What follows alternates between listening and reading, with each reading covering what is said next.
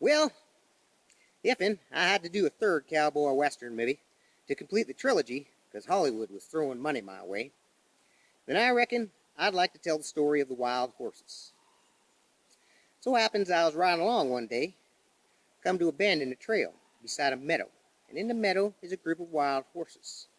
As I approach, a large male assumes an aggressive posture beside the trail, looks at me, kicks the ground a couple of times.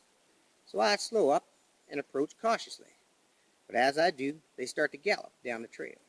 Well, I come to a stop because I don't want to chase them, and they come to a stop in the meadow up ahead.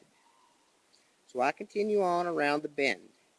As I come around a corner, I find a young female grazing on my side of the trail, and a young male standing right in my way.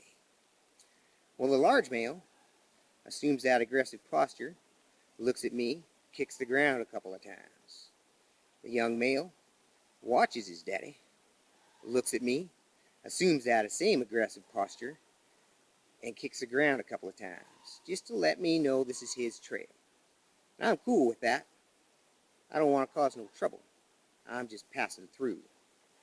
So I try and gently shoo him and his sister aside without pissing off Daddy. Well, that young horse is having none of it. He looks me right in the eye, continues to kick the ground every once in a while.